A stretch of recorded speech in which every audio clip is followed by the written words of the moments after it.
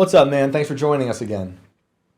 Hey, I think you were talking about the SR-71 Blackbird. I think that is it. It's like sonic. It had a sonic boom.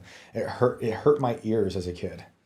Yeah, I grew up next to a Moffett Airfield base in Mountain View in California, and they Okay. had mostly just P-3 Orions flying around all the time, but occasionally we get the stealth fighters too. Oh, sick. Thank you for knowing that. I love that our next guest had this information. All right, awesome. It could So, be wrong. no, I'm gonna go. I'm gonna not even look it up. I'm just be like Scott was right, and we're moving on. So you have a good story for us tonight, I hear. Yeah, yeah, what Sam was talking about, and you guys were talking about, yeah, evil is palpable. I can Hmm. totally feel it whenever I'm near it. So you guys are spot on that. Do you Absolutely. mind if I do a quick shout out to my family? Oh, please do.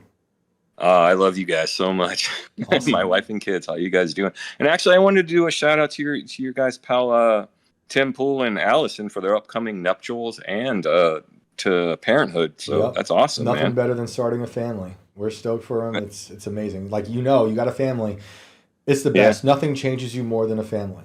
Alex is a Oh, mom. definitely. She knows the deal. Hmm. It is the absolute best. It's, when you have your first kid, like when I had our son, my heart unfolded in like crazy ways. And then you're like, with the second one, you're like, how is my heart going to open up more? Like, you're going to love your kid. Yeah. But Yeah. but it does. It keeps unfolding Yeah. more and more and more each kid. We just had our third. It's the same thing. Like it's just so it's the love is so profound and all those cliches come true, but it's the best. It's the absolute best. It's Absolutely. gonna be Yeah, it's like a amazing. video game where like those different paths open up eventually, and then you're like, oh Exactly. yeah, I'm gonna put points in that and points in that, and you're like, oh yeah. Yep, it's so true. It's the best. Well, yeah. Shout out to your family. Shout out to Tim Mick and his family. It's awesome. And yours. Yeah, man. Thank you so much. So, what do you got for us tonight? All right. Well, around the end of 2009, I was visiting my family in Ohio. I was at my grandmother's house. Usually, I would take a walk around there. Normal spring day, there are multiple directions I can walk at my grandmother's house. Every part of the compass has a path to enjoy.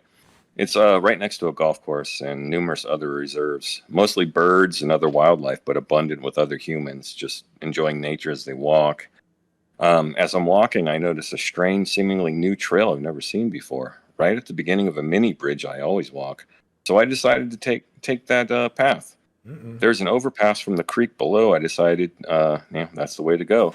And since I was by myself, usually I'm walking a neighbor's or my nephew's dog, but this time I was by myself.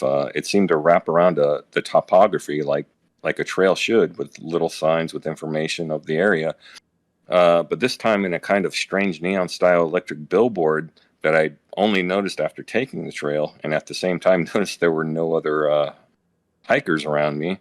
I noticed a little girl, maybe 5 or 6, dressed in a white gown with long black hair, kind of like the girl from the Ring movies, just not as ominous. Mm. But she's standing at the top of a trail that goes up to the side of a mountain, which is crazy because there are no mountains in Ohio. And I've definitely never seen it before. And for some reason, as a father, I decided I needed to climb that trail and see if that girl needed any help. Mm. Halfway up, she starts to wave towards me to come closer. And at the same time, I'd see in the sky there was like a UFO.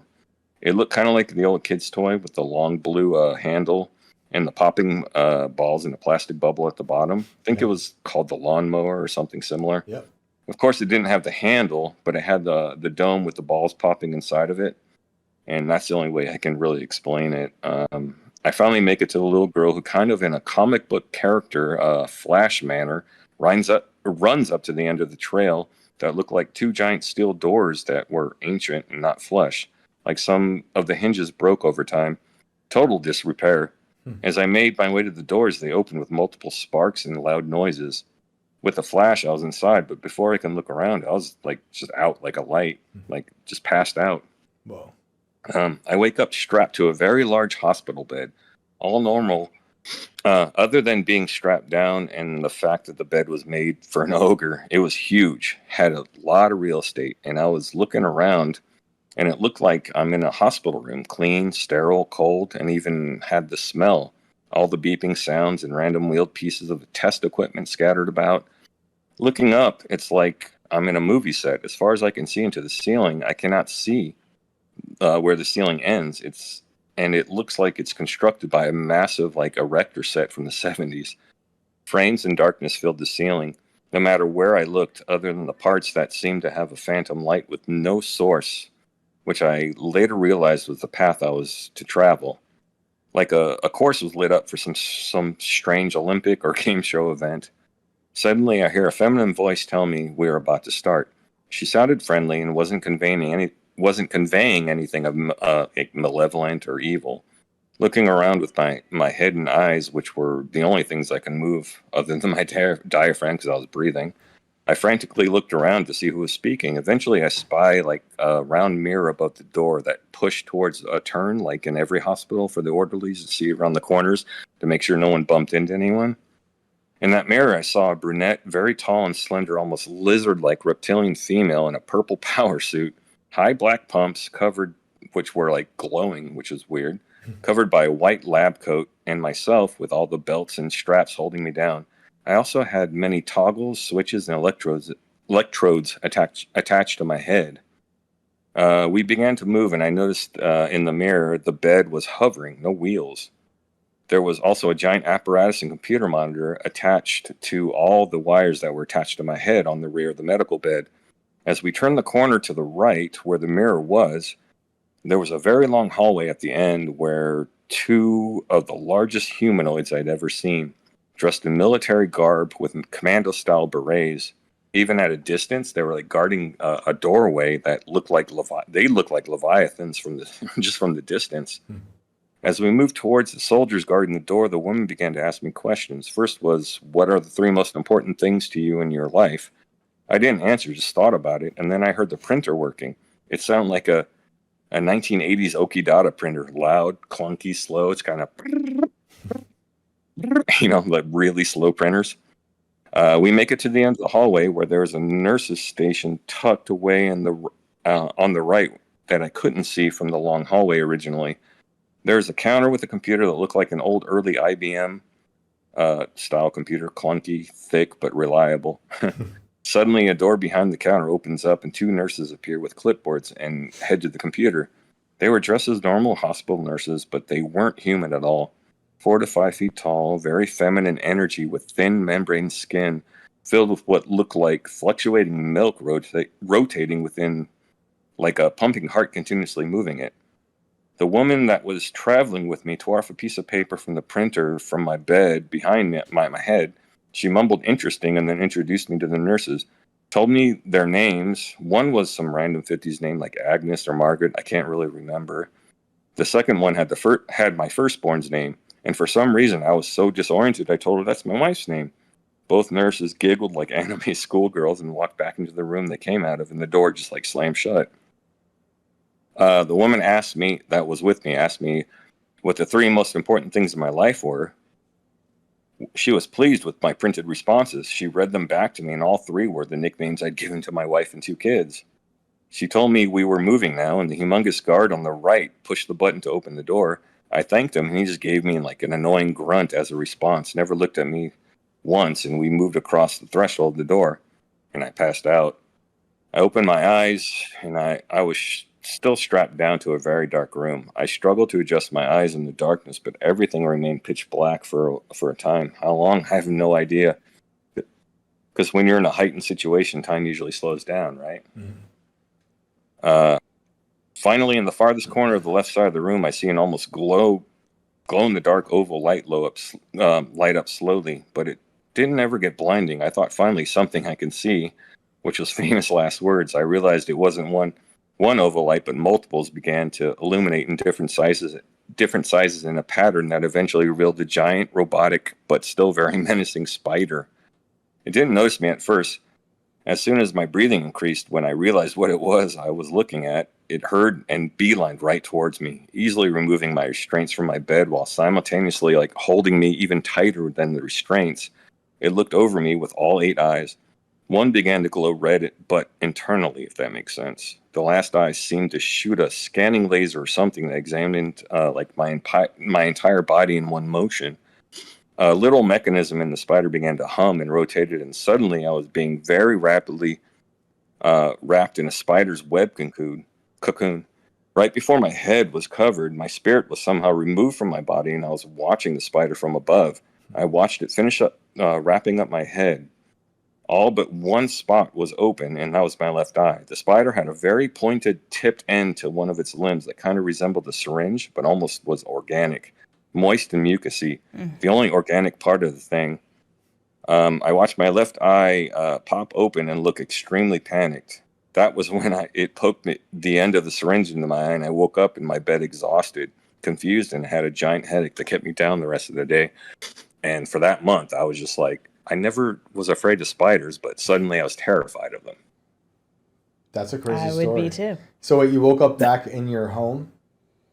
Yeah, I woke up in my home in my bed, like back where I came from, which was weird because I was in Ohio, but my home is in California. What? How does that? What do you think happened here? I don't know, but when I fell back asleep, I was back in Ohio. So I think whoever took me out of my body, put me in the wrong spot, possibly, and then put me back as soon as everything fleshed out. You had like a homeless out of body experience? Yeah, similar. Yeah. That's a crazy story, dude. I mean, the thing that stuck, I mean, a lot of things stand out, but when you said IBM, I'm like, Bill Gates is part of this too? My goodness. He could be. When you say the big humanoids, can you explain them a little better? The two really big ones that look like the Leviathan to you? Did you ever see the best way I can explain it, and I always refer back to films. Did you ever see that movie Small Soldiers? Mm-mm. Well, they had action figures. I mean, Tommy Lee Jones was the lead actor in that one. He was just a voice actor, but Okay. they had these chiseled jaw lines, they were drawn out to look like squares, but they were huge. And they looked like humans, but they were expanded out. Like someone took each side, it was in Photoshop, and pulled them apart to the side. Oh, that's crazy. So they were huge. Okay. Have you ever tried going back to this place? The trail? No, I never tried. Oh, well, I never thought about it, but I still walked it whenever I come back to visit my grandma. But I never saw the weird trail that I took from that one time. Oh, that's interesting. That's interesting. I wonder what they pulled you in there with that crazy looking girl from The Ring. It was like The Ring, right? Alice in Wonderland type of situation. You went down the rabbit hole, a bad one. Yeah. Oh, I went down a lot of. I mean, I've been down a lot of rabbit holes, but this one was definitely more bizarre than I'm usually used to. Yeah, if you ever write a book, that's a good title for it. I've been down a lot of Diary rabbit holes. I've been down a lot of rabbit holes. I mean, I have two, this but one not was like the that worst. But that one was really, really crazy because they're reading, they're printing out your thoughts, and that is very interesting. Well, it's a crazy story, dude. Thanks for sharing that one. What do you think? No problem. I mean, it's it weird that they decided to use a printer. You think that most aliens can just, from the stories you hear, they can just read your mind. That was really strange to me. Well, Bill Gates is an alien demon, and he's got printers. So maybe that's just the best I got when it comes to printing out papers these days. Other than so is Elon. So is Elon. They can do telekinesis. They can use telepathy, but we still have to use printers. Right. They probably also have fax machines. Which is, I don't know why we haven't phased fax machines out yet with all the stuff. I haven't seen one in a long time. Oh, I see them all the time. You do? I do. I'm in a. Oh yeah, I just used one the other day actually. Oh no, was it to send medical records? No, it was for to send out information for a storage facility. Okay, yeah, it's weird because I only encounter fax machines when it's a dentist or a doctor being like, can you can only transfer the paper from your last doctor if you use a fax machine. I'm like, I need a cover page. You're gonna put it upside down. I'm sending a carrier pigeon. Okay, Make sure it's upside down. I'd rather use a carrier pigeon than a fax machine. Well, Scott, it's always good talking to you, man. I appreciate the story. Yeah, thanks, guys. Stay sound, my friends. Have a good one, man. Bye. Man, it reminds me of the time. I mean, I don't have a story like that, but I think I told it before. But the time I was walking around the woods where I grew up in the forest by the lake, and I got really freaked out by this just vibe. I had this crazy I was being crushed by a vibe. A vibe, like this, like a sound. Yeah, that's actually my Tumblr name, Crushed by a Vibe. That's a terrible album cover. Terrible dad joke. But yeah, good album cover. But all of a sudden the water started to like get crazy. Mm-hmm. And it started to rain like out of nowhere. It was a beautiful day, and all of a sudden, crazy thunderstorm. And I could have sworn something was about to come out of that lake. But I was like, a girl with a white shoe with a white dress and black. Kind of like Heather though, with the feeling of being directed out. That's how I feel that experience went down with me. It was like, I need to just leave, and I was like puppeteered back out, and I lost my glasses in the woods that day. I went back and looked and never found him again. But the whole thing with that story is that right before I started to feel that weird vibe, I found that giant boulder that was on top of like 3 little stones. Like it was placed there. It was the weirdest thing. Other people in New York talk about finding things like that, and everyone's got theories like, oh, Native Americans did it, whatever. I don't know. I think aliens did that, or some type of demons were out there in the forest making boulder art and hiding their UFOs underneath my lake. I still thinking about Ashton Forbes talking about UFOs. That resonated with me last week about just like people just get stuck on the beings inside, but like how would a UFO actually like have that bandwidth to like? So I just question all of that. Good. But people see it, so I don't know.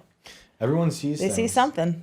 I think some of them are holograms, some of them are military, some of them are interdimensional, some of them are from breakaway civilizations. It's not just one thing. Breakaway civilizations. I think it's not just one thing. Elon is a product of a breakaway civilization trying to enter polite society. Yeah. Yeah. Okay. I'm telling you, guys, I am telling you, Elon is not from this planet. You know, you saw that story about that 3-fingered humanoid that they're dissecting. They found in Peru. Yeah. And it had a little metal in it, little metal implant, and they're like, how is this possible? Well, it's possible because it's Elon's 23andMe results. Now we know. Yeah. Sorry, guys. I do like Elon's innovations. I just really don't trust the guy. If you've been listening to me for a while, you know that's how I feel. But his rockets are cool. Trust no one. And Twitter's fun. That was a fun episode. It was great. Thank you so much to the callers. If you guys want to send me your stories, hit me up at shanecashman@scanner.com, scnr.com. I'll go through them, and we get you guys on. You'll talk to Alex. We get it all figured out. Really appreciate everyone reaching out. It's been a lot of fun. We got some fun ones lined up. But hit me up because we're looking for them all. You can find me online at Shane Cashman. That's everywhere. Please also like and subscribe this channel. Share it. If you're listening to it on Apple, give us a nice review. Share it with your friends. Sometimes I feel like we talk about topics that get us funneled or into a silo on these platforms, clearly, especially on the ones run by aliens. Wow. Who run rocket ships into this fake space. But anyway. Elon's blocking us. Yeah, that I'm not saying that, but I'm saying that. It's not Elon, it's Elon. I'm not saying it's Elon, it's Elon. But anyway, we appreciate you guys watching. Thank you so much for tuning in today. It was a lot of fun.